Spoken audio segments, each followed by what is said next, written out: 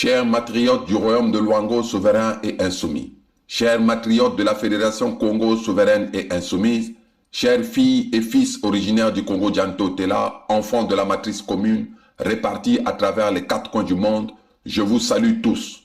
À l'approche de ce que nos oppresseurs qualifient de jour de fête de fin d'année, mais que nous, qui sommes privés de tout, nous qui sommes à la recherche de quoi manger, de quoi boire, de quoi se vêtir et d'un toit digne de ce nom, subissant comme des moments de torture supplémentaires, je voulais m'adresser à vous à travers cette brève allocution de ce vendredi 23 décembre 2022. En effet, je voulais vous demander de garder espoir car des jours meilleurs arrivent.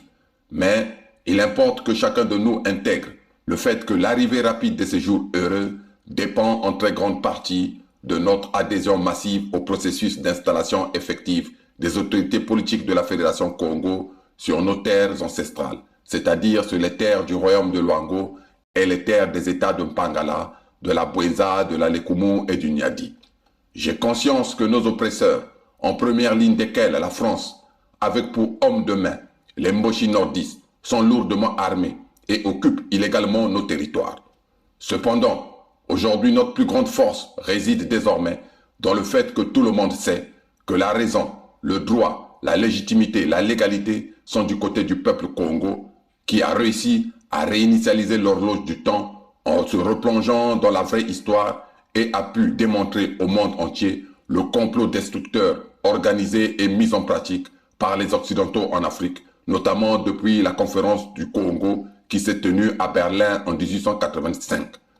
Mes chers matriotes, certains d'entre vous se posent la question de savoir, face aux armes de nos ennemis, que pouvons-nous faire?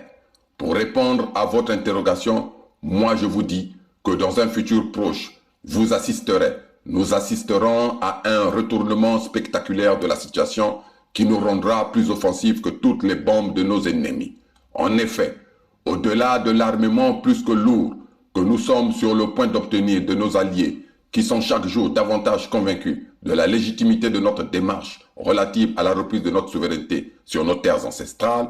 quand les temps deviennent très durs, du fait de l'action du démon qui semble ranger des millions de personnes aveuglées et envoûtées derrière lui, Zambi Mpongu envoie toujours quelqu'un ou une poignée d'individus qui leur ouvre les yeux et leur révèle qu'un brouillard leur cache le chemin. Ces personnes retrouvent petit à petit le chemin de la liberté, du salut et de l'abondance. Mes chers matriotes, que Zambian Mpongu accède lui-même au cerveau de chaque débrasiste originaire du Congo Dianto-Tela afin de déverrouiller la dernière porte de la conscience des hommes envoûtés pour qu'ils puissent enfin se libérer.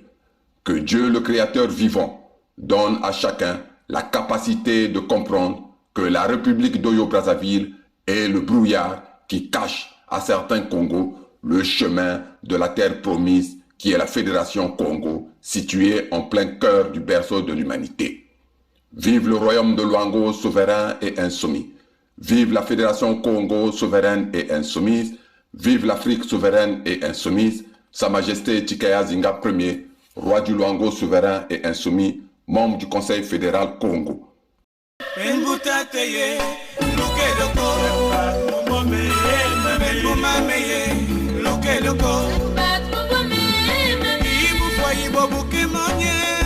Bat